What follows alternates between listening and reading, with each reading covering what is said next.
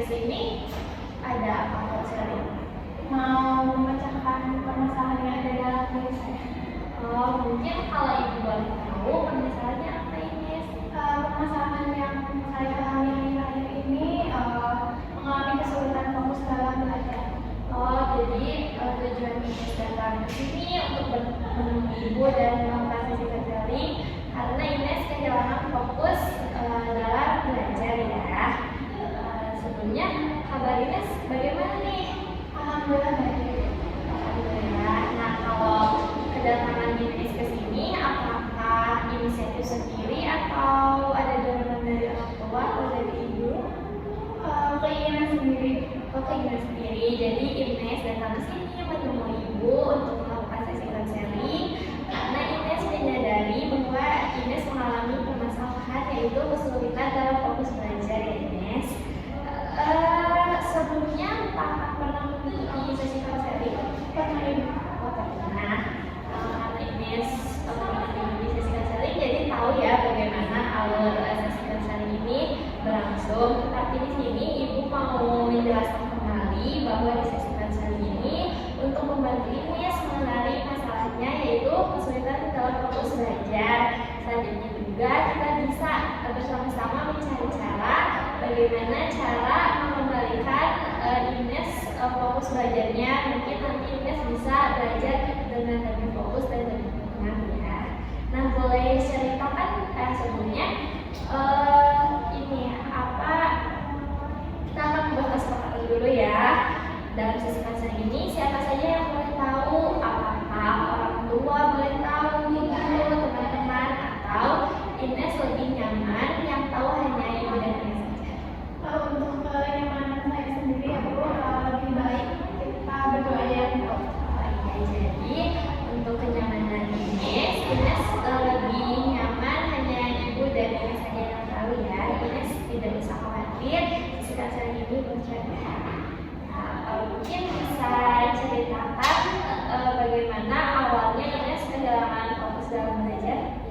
Mulai saya mengalami fokus belajar itu karena ada problem itu dari rumah, dari keluarga tentunya. Jadi membuat saya itu mau belajar itu kayak kepikiran gitu sama masalah-masalah yang terjadi di rumah. Jadi itu sih yang awal mulanya yang bikin saya kesulitan fokus dalam belajar. Iya, jadi awal mula Ines kehilangan fokus dalam belajar karena ada masalah dari rumah ya, mungkin terbawa saat pembelajaran berlangsung ya di sekolah. Selanjutnya, biasanya gaya belajar apa sih yang Ines lakukan? Biasanya saya itu lebih ke visual ya Bu, jadi nggak terlalu fokus pembelajaran, jadi biar ada gambar-gambar itu, jadi kesannya juga nggak fokus sendiri itu sih itu sih pembelajaran kayak pembelajaran saya. Nah, jadi kayak pembelajaran Ines itu dengan menonton video ya, ada visualnya, ada gambarnya, ada suaranya, itu yang membuat Ines tidak merasa bosan ya. Nah, langkah ke depannya apa sih yang Ines harapkan dari sesi counseling ini? Yang saya harapkan untuk ke depannya saya lebih fokus lagi, terus nilai saya yang tadinya menurun kembali meningkat gitu. Terus langkah apa sih yang Ines bisa lakukan untuk mencapai tadi Ines tuh ingin mengembalikan nilai-nilainya yang disebabkan karena kehilangan fokus belajar menurut Ines? Saya itu nggak usah terlalu mikirin permasalahan yang ada di rumah ya Bu, terus lebih ke fokus aja buat ngedengerin. Jadi aku datang ke sekolah tuh buat belajar nih, misalnya kayak gitu ya. Jadi aku harus lebih semangat, terus nggak perlu mikirin permasalahan yang ada, gitu aja sih Bu. Jadi Ines sudah bagus nih, sudah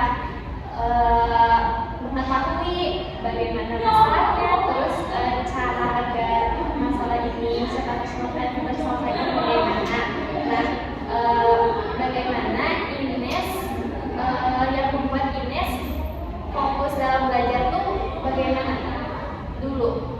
Menurutnya gimana? Maksudnya kayak seperti Ines lebih senang gaya belajarnya berkelompok bersama teman-teman atau bagaimana?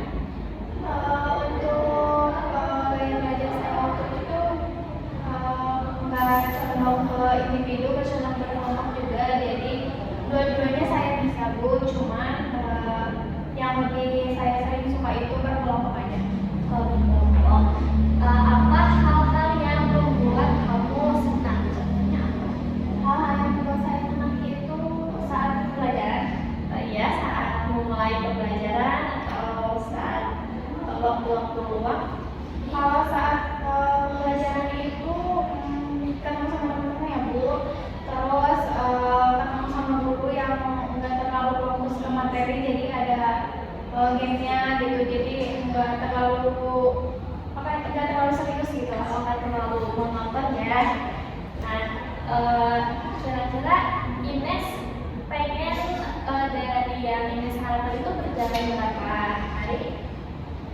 Kalau bisa seterusnya aja sih Bu. Seterusnya dalam sesi ini Ines bisa nggak melakukan langkah-langkah kecil yang Ines sudah tadi katakan itu kira-kira berapa minggu?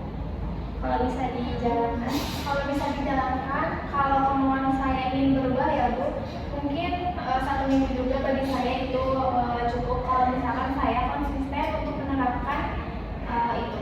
Iya, jadi menurut Ines dalam waktu 1 minggu ke depan Ines bisa mengembalikan fokus belajarnya, terus bisa lebih fokus tadi, terus tidak terdistraksi ya.